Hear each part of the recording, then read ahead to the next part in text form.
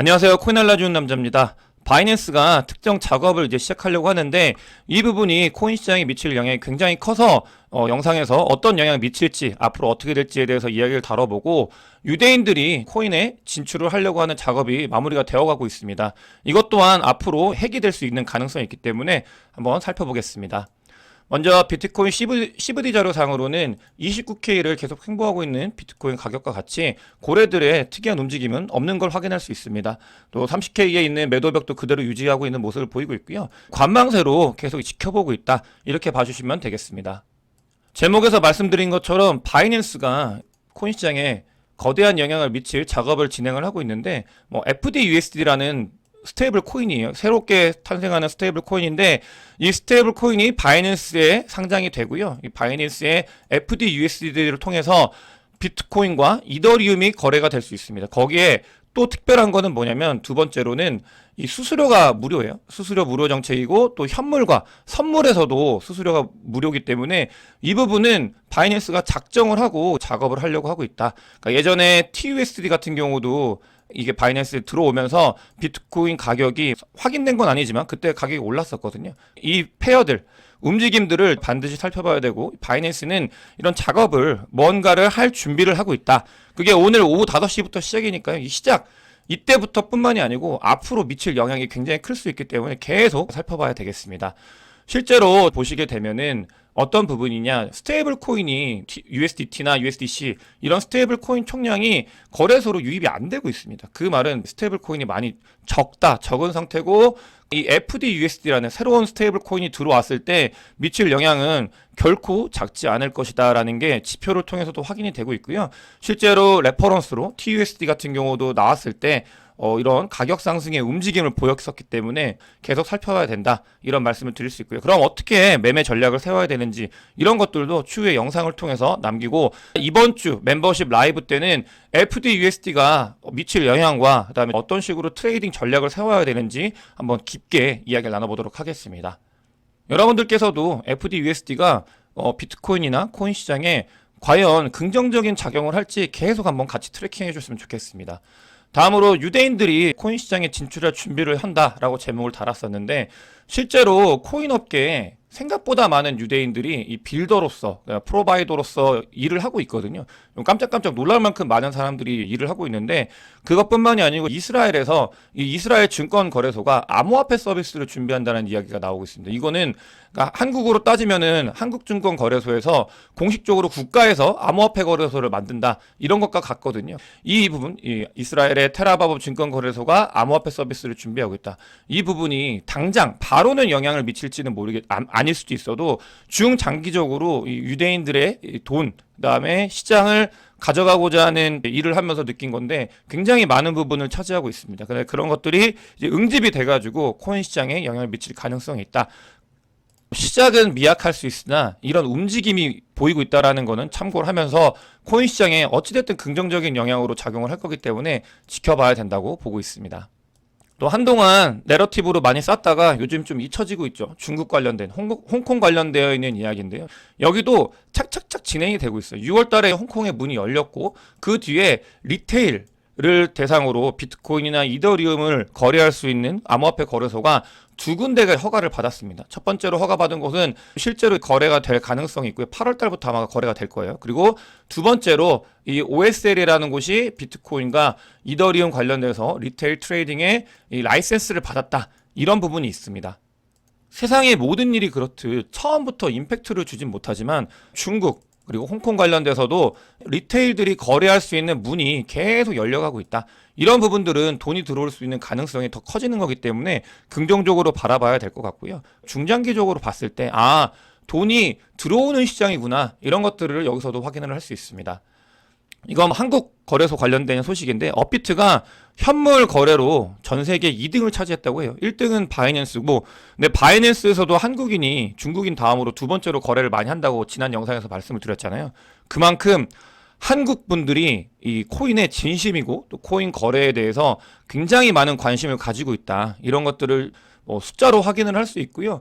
좀 더 저는 이 영상들을 통해서 전문적이고 여러분들이 코인 관련돼서 막 진짜 그냥 투기가 아니라 투자를 할 수 있는 방법들에 대해서 꾸준히 말씀을 드리도록 노력을 하겠습니다. 최근에 비트코인이 많이 오르지 못해가지고 너무 힘든 상황이잖아요. 근데 그게 지표로도 찍히고 있습니다. 어떤 그 하락장보다도 그러니까 올타임 그러니까 지난번 고점을 넘지 못하는 기간이 얼마나 길어지는지 그다음에 퍼센테이지가 어떤지를 보는 건데 그 기간이 다른 때보다도 훨씬 큰 상태예요. 이번 하락장과 느끼는 이 심리적인 압박감. 왜냐하면 이때 들어오셨던 분들, 그러니까 가장 불장에 들어오셨던 분들 같은 경우는 계속 마이너스거든요. 손실이 나 있는 상태고 힘든 상태인데 이런 기간들이 그 어떤 장보다도 길었기 때문에 심리적으로 압박감을 느끼고 힘든 거는 당연하다. 그런 시기가 당연히 이 지표로 보여지고 있는 겁니다. 조금만 더 견딘다면 이렇게 골이 깊으면 올라가는 것도 커진다. 저는 그렇게 보고 있거든요. 이런 것들을 보면서 다음번 불장을 준비하고 있는 그다음에 리테일들을 보면서 국가들을 보면서 더 크게 상승할 수 있는 가능성이 있는 건 아닌가. 역으로 한번 생각을 해보는 거죠. 그래서 굉장히 힘든 상태가 그 어느 때보다도 오랫동안 지속이 됐었다. 이게 지표로 확인이 되고 있고요. 그다음에 보시면은 최근에 7월, 6월 요때 있잖아요. 비트코인 가격이 30K까지 올라갔다가 횡보하는 요 기간이 힘든 건데 실제로 이 비트코인 최고럽자들이 그 어느 때보다도 많은 비트코인을 던진 걸 확인할 수 있는 이거 불장 때보다 더 많이 던진 거거든요. 보시면 불장 때 던진 것보다도 더 많은 양, 어마어마하게 많은 양을 비트코인을 던졌고요. 이거 같은 경우는 이때 하락장일 때 너무 많이 고생을 했어요. 저는 앞으로 더 상승할 그 가격 이런 것보다도 그러니까 어떻게 될지 모르는 이 채굴업자들 같은 경우는 생존이 걸려있기 때문에 이걸 해칭하기 위해서 굉장히 많은 비트코인을 던졌다. 이 말은 첫 번째로는 이렇게도 던졌음에도 불구하고 이 가격대를 유지하고 있는 비트코인의 힘 이런 부분들을 봐야 되고요. 두 번째 같은 경우는 굉장히 많이 던졌고 2024년도 4월이 되면은 이 던질 수 있는 물량이 절반으로 줄어들게 됩니다. 많이 던졌지만 던져서 없고 또 줄어들게 되고 수요와 공급 서플라이 디맨드 맨날 말씀을 드리는데 디맨드는 그대로 서플라이가 줄어들어요. 이미 실제로 줄었고 비트코인 가격은 오를 수밖에 없는 구조를 가지고 있다. 이런 점을 다시 한번 말씀드리고 싶어서 이 채굴업자가 어마어마한 양을 던지고 있었고 그걸 다 견뎌내고 있다. 비트코인 가격이 상황이 이렇다이기 때문에 이 부분을 좀 말씀을 드리고 싶었습니다. 그래서 정리를 하면은 그러니까 29K에서 비트코인이 버티고 있는 건 대단하다. 던지고 있는 사람이 이렇게 많은데 그런 것들과 또 많이 던졌기 때문에 앞으로 올라갈 수 있는 가능성이 더 있다. 이렇게 보시면 될 것 같고요. 사실 그래서 29K, 28K는 요 정도는 이 정도는 빠질 수 있다. 이렇게 생각을 하면서 좀 보는 게 좋지 않을까 이런 말씀을 드리겠습니다.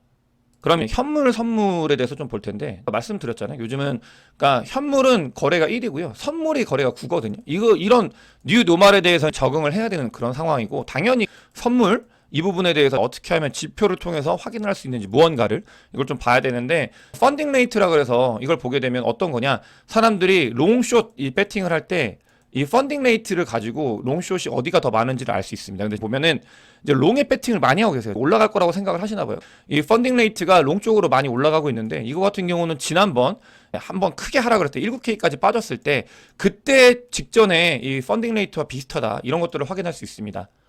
많은 분들이 롱을 보고 있고 그래서 바로 안 갈 가능성이 있다. 한 번 정도 28K까지 내려갈 수 있는 가능성도 충분히 존재한다. 이런 것들 그러니까 좀 조심해야 되는 부분들에 대해서 말씀을 드리고 싶어가지고 이걸 가지고 왔고 뭐 25K, 28K 있다가 저는 아직까지도 한 번 더 칠 가능성이 있다고 믿고 있기 때문에 그 부분을 보고 있습니다. 실제로 부정적인 걸 말씀을 드리는 게 아니라 그 정도는 좀 준비를 해야 된다. 이런 것들을 단기적으로는 말씀을 드리는 거고요. 비트코인의 이 월렛 어드레스 숫자가 3개월 내에 가장 최고치를 찍었습니다. 이 센티멘트 자료를 보게 되면은 요건 어떤 거냐면 거래가 앞으로 활성화되고 그다음에 비트코인 가격이 오를 그 레퍼런스를 참고하면 기존에 이런 것들을 봤을 때 이렇게 진행이 됐었기 때문에 올라갈 수 있는 하나의 모멘텀 가능성이 여기서 볼 수 있다. 월렛 숫자가 늘어나고 있다. 이런 부분들은 단기적으로 아까 말씀드린 것처럼 하락을 할 수 있어도 그 뒤에 이걸 정리하고 올라갈 수 있는 모멘텀이 있다. 이런 것들을 좀 보시면서 비트코인 가격이 어떻게 될지 한번 같이 단기적인 뷰, 중장기적인 뷰 이런 것들을 유추하면 좋을 것 같습니다.